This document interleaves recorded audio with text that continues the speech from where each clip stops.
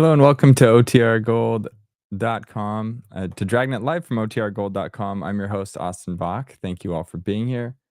Hello to Life with Roscoe, Thomas, Film Noir Buff, Alfredo, Sam, who are already in the chat. If you'd like to participate in the chat, you can do it by going to this QR code right here or going to the URL down below, youtube.com/OTRGold. Hope everyone's having a great Friday at the start of a great weekend. See people already talking about October, that it's October, and I can't believe we're here already towards the final quarter of the year. Yes, we're here. It's sweater weather. I'm wearing a OTR Gold sweatshirt. You can get this at OTRGold.com. But if this is your first stream, we are here every Monday, Wednesday, and Friday at 9 a.m. Pacific, listening to one episode of Dragnet until we've listened to all 310 episodes currently available. Today, we're going to be listening to episode 79, The Big Break. I need to still pull the historical context. I'm a minute late today if you saw the start time. So I'll pull that information and have it for you by the end. I also have some news to share about a movie tonight. We're going to be doing a movie tonight. I'll tell you which one. It'll be streaming at 6 p.m. And then next week, I'll tell you this live stream schedule for next week. It's a bit different because I'm unavailable for part of it. And then I can give you an update on my interview with Peggy Weber, my upcoming interview with Peggy Weber. But with that, I will share my screen and we will get the show started.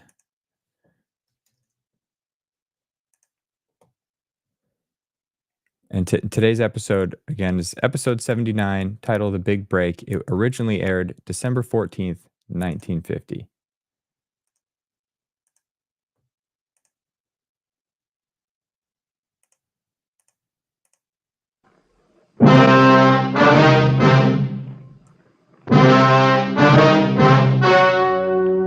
The story you're about to hear is true. Only the names have been changed to protect the innocent. Fatima Cigarettes, best of all long cigarettes, brings you Dragnet.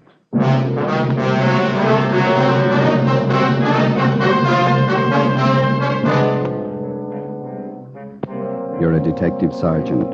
You're assigned to robbery detail. You've been tracking a hold-up man for months. You finally get a line on where he's hiding. You know he's dangerous, well-armed. Your job, get him.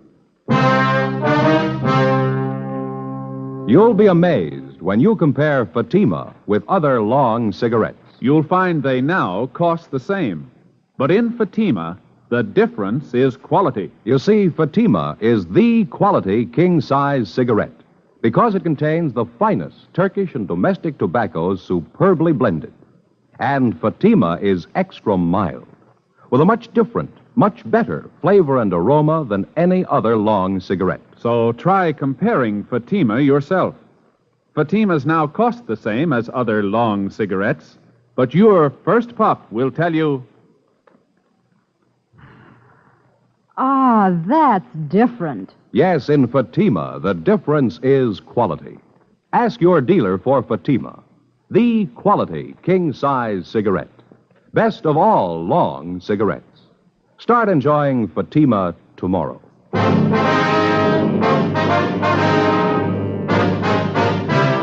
Dragnet, the documented drama of an actual crime. For the next 30 minutes, in cooperation with the Los Angeles Police Department, you will travel step by step on the side of the law through an actual case transcribed from official police files. From beginning to end, from crime to punishment, Dragnet is the story of your police force in action. It was Wednesday, March 18th. It was cold in Los Angeles. We were working the night watch out of robbery detail. My partner's Ben Romero. The boss is Captain Ed Walker. My name's Friday. It was 9:48 p.m. when I got to room 27A. Robbery detail. Joe? Hi, you ready to go? Yeah, we better hustle. Here's your top coat, Joe. Oh, thank you, Ben. Where's Tom? We can pick him up down the hall. He's checking out some tear gas shells. Might need them. How about the address? You confirm it? 2100 Buchanan Avenue. It's a corner house. Skipper? You know what to expect when you get out there. Don't take any chances. He's alone in the house, that right? Supposed to be, yeah, that won't give you much of a break. How do you mean? He's heavy on guns. 2 revolvers and a hunting rifle. Yeah. He's not shy about using them. Don't forget it. Right, Ed. Slats, Ben? Let's go. Okay. It's been a long haul. Yeah, I hope this washes it up. Hunting rifle, couple of revolvers. What do you think, Joe? Well, 18 robberies in 3 months. You know the guy as well as I do. Yeah. What's your guess?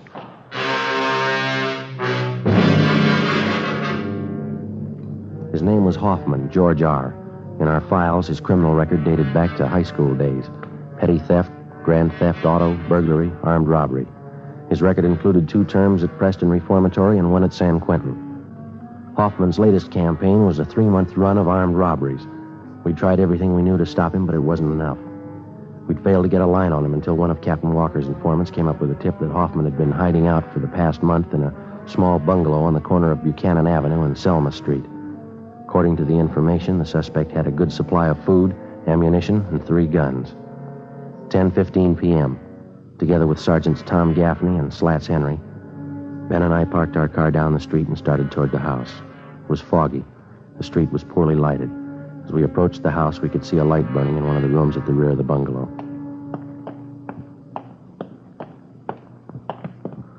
The light in the back room, Joe, just went out. Yeah. Slats, Yeah. you and Tom want to cover the back? Right. Let's go, Tom. Be careful. Huh? Yeah. All right, Ben. Easy, huh? Wait a minute, Joe. Curtains in that corner room. I thought I saw him move. Come on, Ben, the front door. Come on. Come on, hit it. Yeah. Come on, hit it again. Yeah, all right. Come on. They got it blocked or something. Something piled against it. Come on, once more. Watch the furniture, Joe. Yeah. That front room's clear. Come on. Went out the side window. Where'd he go? Across the street. Got him pinned down behind that car there. He's in the car. All right, let's go for the tires. All right, Hoffman, give it up. Cover this end, Slats. Right. Ben, that hedge across the street, do you see it? Yeah, okay. All right, let's run for it. Come on.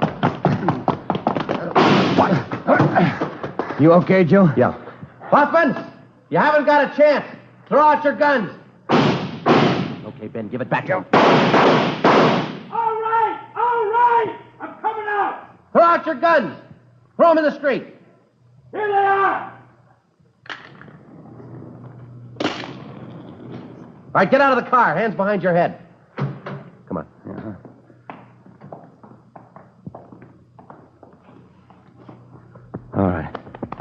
All right, hands behind your back now. Slats, Yeah. you want to get our car? Right, Joe. Who told you? Who gave you the tip? Does it matter? I made it easy enough for you. Lousy car wouldn't start. I'd be 3 miles away if it would have started. Better call the tow truck, huh, Joe? Let me give it a look, huh?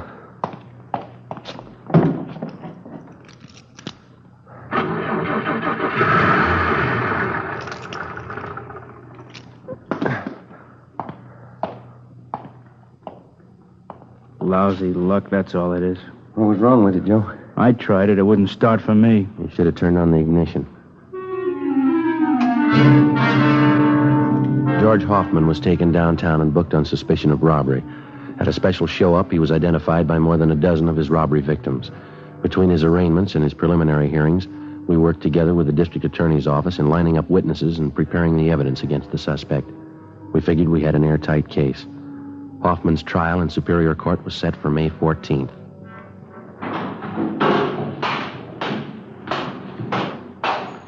Hi, Joe. Hi, Slats. What's doing? Is still arraigning Hoffman? Yeah, his trial's coming up.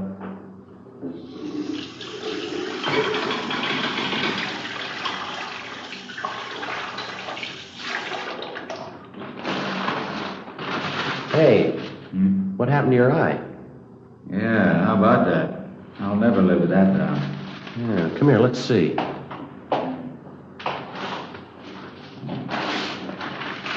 This real black eye I ever had. Had 'em bruised plenty. They hurt, you know.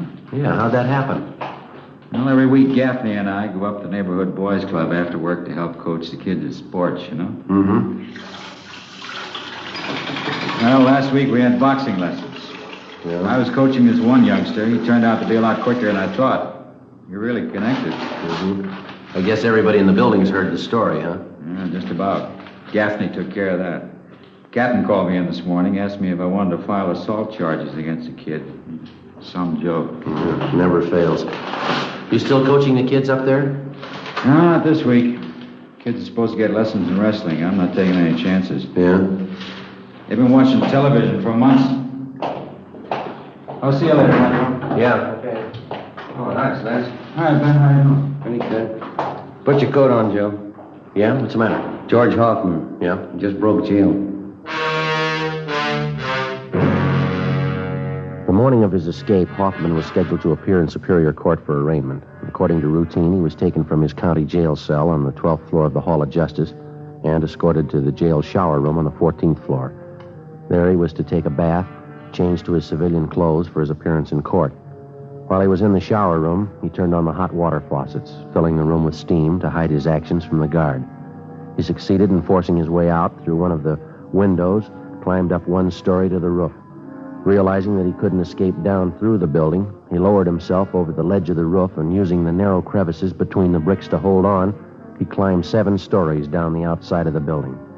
At the 8th floor, he found an open window and got inside. He slugged the bailiff, who tried to stop him, and then ran down the remaining flights of stairs into the street and disappeared in the crowd. 20 minutes later, he robbed a dentist's office at 3rd and Los Angeles Streets and got away. Police and sheriff's deputies covered the city for him. Ben and I were among them. 11:55 p.m. We checked back in with Captain Ed Walker.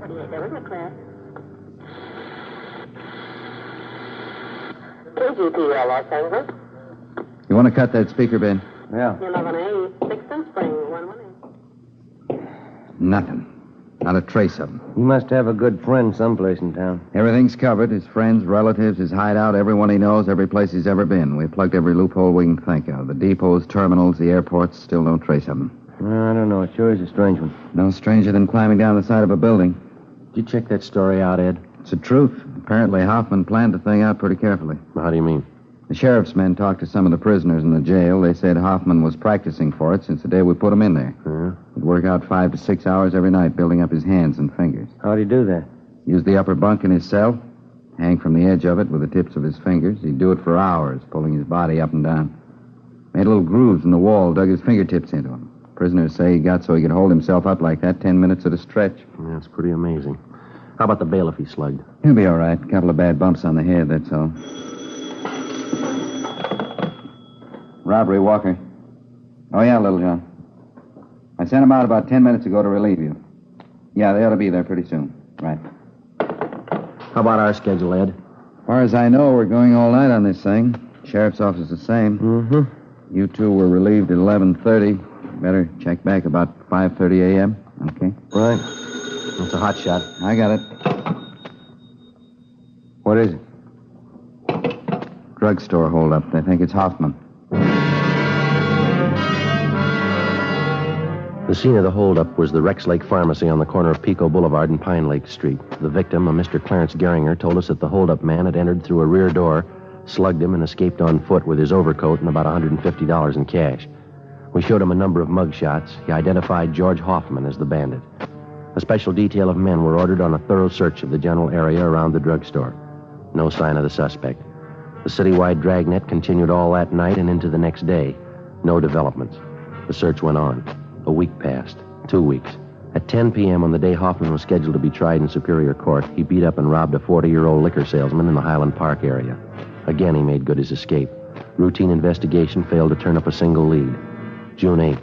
The suspect was still at large. The legwork continued. 817, is that the address you got? Yeah, he said it was near the corner. Oh, yeah, there it is. The Townsend Hobby Shop. Yeah, let's go in. Mm-hmm. Joe, look at the electric train. Look at that one. Beautiful layout, huh? Mm-hmm. I guess that's all they handle in here, electric trains, huh? Must be money in it. Look at those signals there and switches. They're all automatic. Wonder if my boy's old enough for a train yet. That must be the manager over there. Come on. Say, Hey, excuse me, sir? Just a moment, please. Be right with you. Got to check this transformer. All right.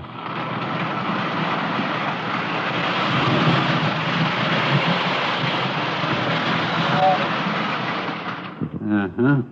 Automatic coupling on the tanker car looked out of kilter. My mistake. Now let's see.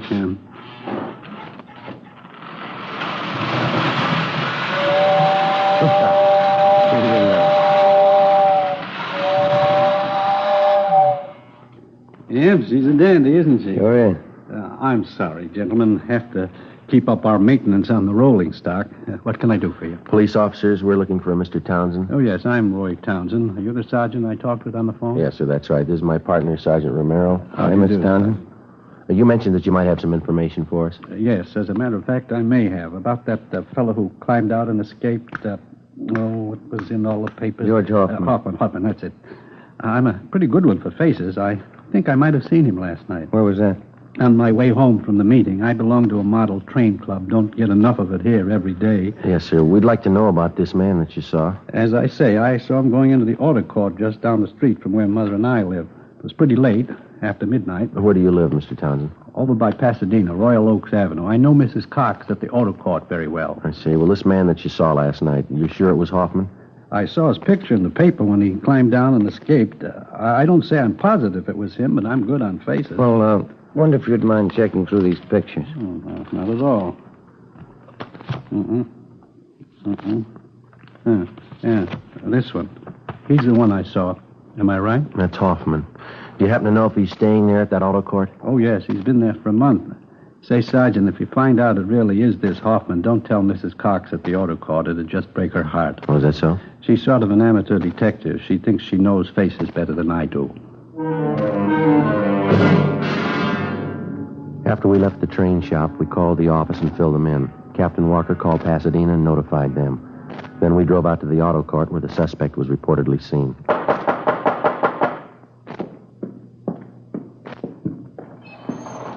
Yes, you want something? Yeah, are you Mrs. Cox? Yes, I'm the manager here. If you want lodgings, we're filled up.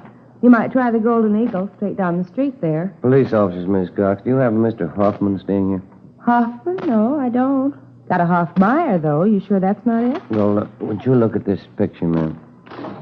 Recognize it? Yes, but his name's not Hoffman. It's Kane. Number 23. He's not in, though. Left this morning. Oh, is that so? Yes, won't be back for another hour.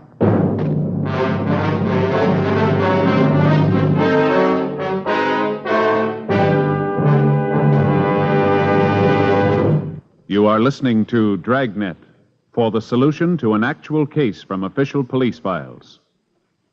Now, here's a real solution to many of your Christmas shopping problems. If your friends smoke long cigarettes, give the best of long cigarettes.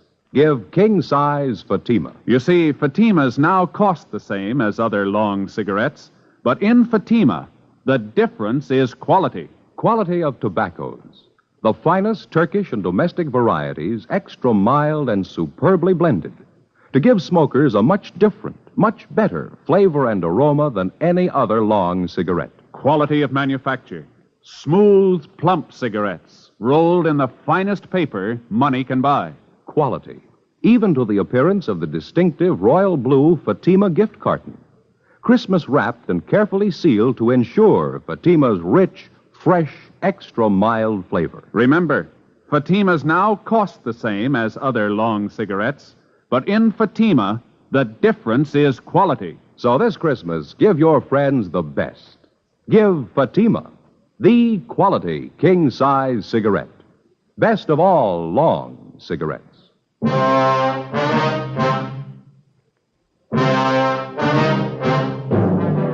Before going on stakeout at the auto court where George Hoffman was registered, Ben put in a call to the office. The owner of the court, Mrs. Cox, gave us a pass key to cottage number 23 where the suspect was staying.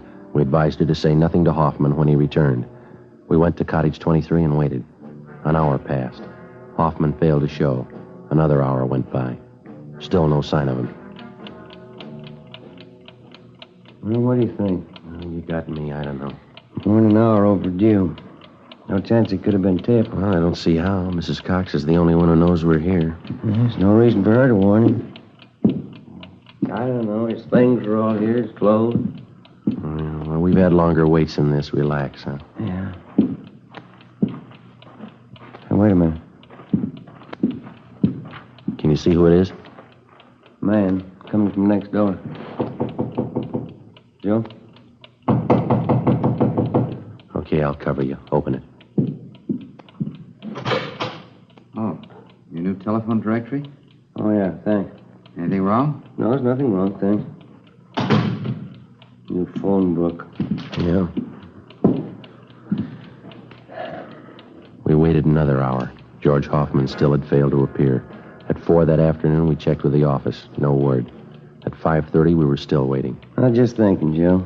Yeah? That fellow Townsend in the train shop. That sure must be a dandy hobby, electric train. Yeah, it runs into money, though, doesn't it? Well, I think I'll talk to the wife about it. Their education, you know. My boy'd sure get a kick out of having his own train. He's pretty young, isn't he? 3 years old? Well, I could show him how to work it, put things together for him.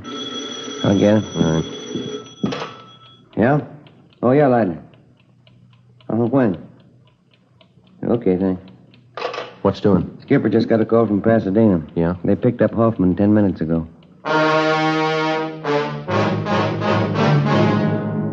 The suspect, George Hoffman, was taken back to Los Angeles and lodged in county jail. This time, there was no escape. At his Superior Court trial on August 16th, he was convicted on several counts of armed robbery and sentenced to the state penitentiary. From August to January of the following year, the months went fast. We washed up a string of liquor store holdups just before Christmas, got 2 days off. My Uncle George and Aunt Allen came down from Renton, Washington to visit with my mother during the holidays. In January, Ben was off work for a week with a bad dose of flu. Another 5 months went by. Toward the end of June, we got word that George Hoffman was no longer at the state penitentiary. After serving 11 months, the former holdup man had been paroled into the Army with the provision that he serve overseas. Another 3 weeks passed. July 12th, Tuesday, Ben and I had lunch at Koken's Cafe and checked back in at the office. I wish Koken would change his menus a little oftener. Fried beans and pastrami sandwiches. Seems to have the same thing every time. Well, you sure dug into them. I got the idea that you like them. Oh, like them all right. I just eat too much, that's all. 3 sandwiches, 2 plates of beans. No wonder I never eat dinner. Dan? Joe? Yeah. You two back from lunch? I want to grab a sandwich. Yeah, go ahead, Slats. We can cover. Okay, thanks. Say, there's somebody waiting in the next room for you. Wants to see you. Okay, see you later. Right. Want to see who it is, Joe? I'll check the book. Yeah, all right, fine. Yes, sir. My name's Friday. You want to see me? Yeah, that's right, Sergeant. Remember me? George Hoffman? Oh, yeah, Hoffman. The Army uniform there. I didn't recognize you. Yeah, I thought it might fool you. I guess you heard about me. Good break, huh? I'm glad you feel that way. How you doing with the Army, huh? Pretty good. I like it. That's fine. Just thought I'd drop up and see you fellas. You still with that partner you had? What's his name? Rodriguez? Romero. Yeah, we still work together. Yeah, Romero. I knew it was some kind of name like that. Yeah, well, come on in, Hoffman. Oh, thanks. Hey, Ben. George Hoffman here. He stopped in to see us. Oh, yeah. Hi. Been a long time, Hoffman. How are you? Pretty good, Sergeant. Thanks. Just thought I'd stop by, you know. Sure there's no hard feelings? Oh, sure thing. You got any idea when you're going overseas? Boys in my outfit figure day after tomorrow. That's kind of one reason why I dropped in to see you. Well, how's that?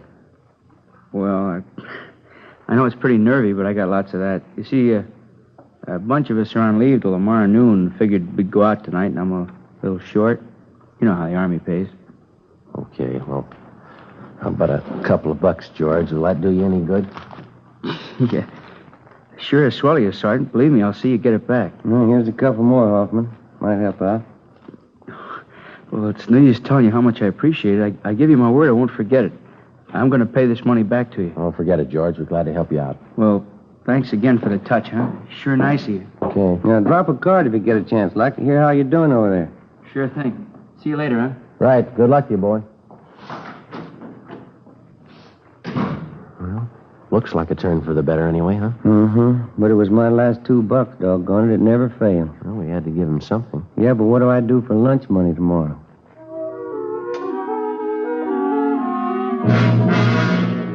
2 p.m. We drove out to the Wilshire district to interview a robbery victim. We brought him back downtown and took his statement. 4:30 p.m. We checked back in with Captain Walker. Hi, Skipper. Henry says that ex-con George Hoffman was in today. Yeah. You talked to him. Yeah, that's right, Ed. Why? Have a look. Thanks. The MP's left about 20 minutes ago. Swell. Your $2 went for nothing, Ben. Hoffman's wanted. Huh? Broke out of Army prison 10 o'clock this morning. Together with the Army authorities, local officers joined in the citywide search for George Hoffman. At 10 o'clock that night, a food market on Santa Fe and Rialto was robbed and the proprietor beaten. From our mug shots, the victim identified Hoffman as the holdup man. Shortly after midnight, a drugstore on Crenshaw was held up. Hoffman was again tabbed as the suspect. The next 2 days, the search was intensified. No leads. 2 more days went by. Late Saturday morning, we got a hurry-up call from the detail on duty at the Union Station. Hoffman had been reported in the vicinity. Ben and I drove down to the depot to check with the officer in charge, Slats Henry. Spot him, Joe? No, let's have a look back by the ticket counters, huh? Yeah, there he is over by the phone booth. Come on. Hi, Slats. Hi, looks pretty good. What's the story? One of the newsboys up the street gave us a tip. About an hour ago, a guy gave him $1 to come down here and buy a ticket for him. Ticket to Phoenix. Yeah? Kid came in, bought the ticket, went back up the street and gave it to the man. We showed the kid a bunch of mug shots. He picked out Hoffman's. Yeah, he's not wearing his Army uniform, huh? No, brown suit, dark blue overcoat, no hat. That's what the kid told us. Any idea which train he was taking for Phoenix? Not exactly. He asked when the first train for Phoenix was. The newsboy told him 3:35. 10 minutes to 12 now. You got enough men to handle it, Slats? Everything's covered. Only one thing lacking. Yeah? Hoffman. While the stakeout continued on the Union Station, Ben and I, together with Gaffney and Henry from robbery, covered the bars, restaurants, and hotels in the immediate area for a sign of the suspect. 2:30 p.m. What do you think? Well, we better head back down for the station, see what's doing, huh? Yeah, okay. I'd like to have a dime for every mile we've logged on this case. Yeah.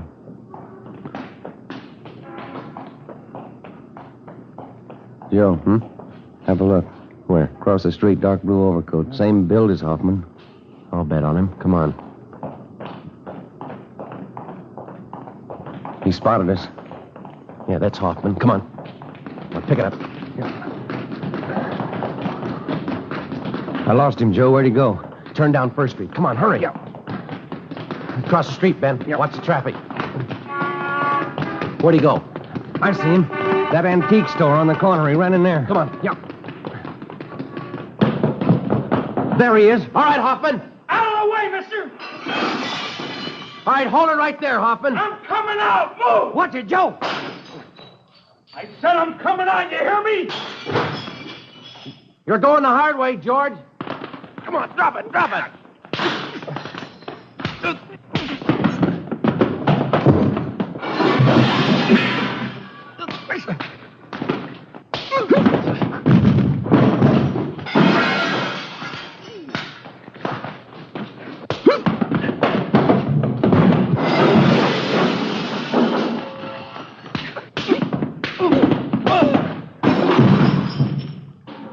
All right, Hoffman. All right, on your feet. Come on, get up. All right, get your hands behind you. Sure. What good's it gonna do you? All right, mister, let's go. What good's it gonna do? I already proved it. I can break jail any time. I proved it twice. You're going right back in again. What's that prove?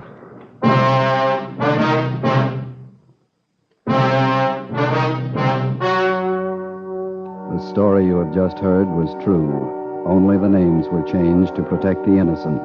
On October 8th, trial was held in Superior Court, Department 89, City and County of Los Angeles, State of California. In a moment, the results of that trial. Now, here is our star, Jack Webb. Thank you. To get year-round thanks for the gift you give this Christmas, give Fatimas to every long cigarette smoker on your list. Their first pack of extra mild Fatimas will have them convinced, like I am, that in Fatima the difference is quality. And Christmas Fatimas come in a distinctive royal blue slip-over jacket that makes a perfect gift just as is. Remember, Fatimas now cost the same as other long cigarettes, but in Fatima the difference is quality. Give Fatimas, the quality king-size cigarette, to every long cigarette smoker.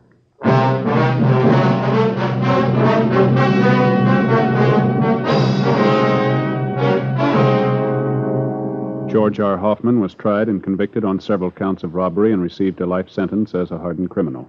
After serving 10 months of his sentence, Hoffman attempted an escape and failed. A few weeks later, he took his own life in his prison cell by hanging. Ladies and gentlemen, next week, in answer to your requests, Dragnet will repeat A Gun for Christmas, the actual case history broadcast last year during the Yuletide season. That's next Thursday, December 21st.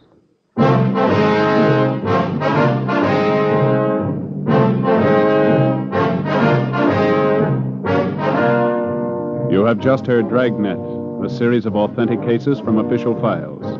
Technical advice for Dragnet comes from the Office of Chief of Police W.H. Parker, Los Angeles Police Department.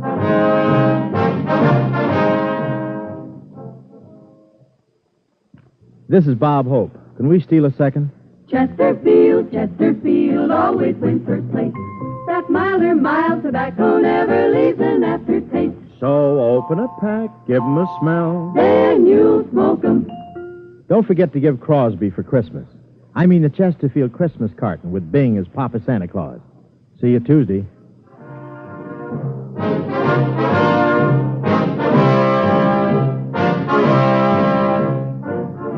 Fatima Cigarettes, the best of all long cigarettes, has brought you Dragnet, portions transcribed from Los Angeles.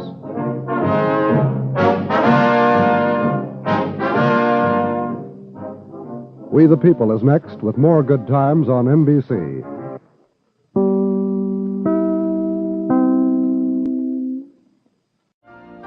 You've been listening to the OTR Gold Network.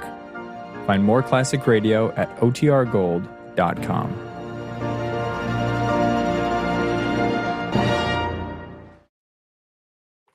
All right. Welcome back. Hope you enjoyed that episode. That was a fun one. The chat is popping off today, as the kids say. I'm not a kid, but I try to, stay with the lingo so that I feel cool. Yeah, there's some comments there about every Christmas they play that depressing. It's a very good message, like guns are dangerous. Be careful with them. Make sure people are trained. But it's such a depressing thing. I feel makes me sad. And so to have it play every year around Christmas, man, I think I would just be skipping those episodes if I would tune into something else. And I also want to say, there's competing cigarette brands. They're actually the same. We looked up once. Fatima cigarettes are owned by the same parent company as Chesterfield, but they had two different spokespeople. And as much as I like Jack Webb, if I was a smoking person, which I'm not, I think I would have gone with the Chesterfields, especially if it had Bing Crosby as Santa Claus on the front, because I'm a sucker for nostalgia. And maybe, it wasn't nostalgic at the time because it was contemporary then, but Bing Crosby as Santa Claus, it's like the Coca-Cola Santa Claus, that whole mid-century, like Norman Rockwell feel. It's just awesome. So I wouldn't have smoked, but if I was tempted to smoke, I would probably have picked the Chesterfields. But so some announcements today before everybody has to drop. So tonight at 6 p.m. Pacific, we're going to do another classic movie night. And I'm feeling good about this one because we have the movie's Detour. It was the 1945 film noir. It's one of the top 100 film noir according to Rotten Tomatoes. I haven't seen it yet, but it's about I'll read you the synopsis here. Actually, hang on. I think that's more of a spoiler, but it's about a piano player who laments his girlfriend and accepts a ride with somebody else, and then some crazy stuff happens. So I haven't seen it, but it's about a car ride with some unknown stranger, I think, and we'll discover that together. But it's a good one, or so I've been told. So that'll be tonight at 6 p.m.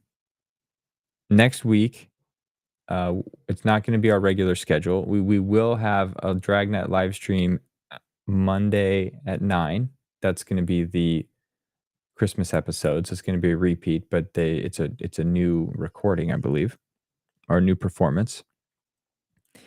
There won't be a stream on Wednesday, and there won't, or Friday, but Friday evening again at 6, I'll do I'll launch a 24/7 stream of The Whistler. So we'll do it as a premiere so that if people want to tune in, they can say, hey hi to everybody.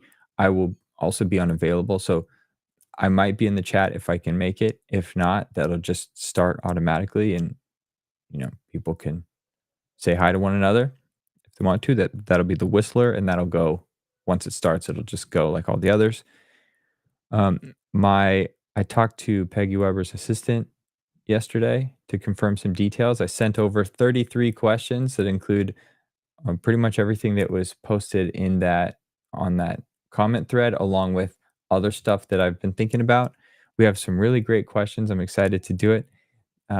They, the assistant that looked at it, her assistant that looked at it said he was impressed by the depth of questions that we have. So that's a credit to you all. And he thinks that we might have to do this in multiple parts. I said, hey, that's fine with me. I'll take whatever time she'll give me. So this might be a multi-part thing, but because we want to give her time to kind of think through the questions I've sent over, we're going to do it Monday. So that'll happen on Monday. And then as I was typing out my list of questions, or the list of questions, they're not all mine. My wife came in and said, I wonder if she considers Fatima cigarettes to be extra mild. So as kind of a joke, I'm going to see if she smoked at the time. Hopefully she didn't. But if she did, everyone was smoking then. But hopefully for her health, she's at 99 right now. So either way, she's got some amazing secret to health and longevity. But we're going to find out if she was a smoker and if she preferred Fatima and considered them to be extra mild. I was thought about asking her the follow-up, does she think it's wise to smoke extra mild Fatima? But we all know it's not wise now, so we'll just skip over that question. But anyway, it's been fun prepping that. It's been fun learning more about her career, not just in Dragnet, but across television, theater, film, and radio. And so thank you all for your contributions to that. I look forward to speaking with her and then sharing that discussion with all of you. So great. That's all I have to share for today. I wish you all a happy Friday, a great weekend, and I hope to see you tonight at 6 p.m. for Detour from 1945. Have a good one.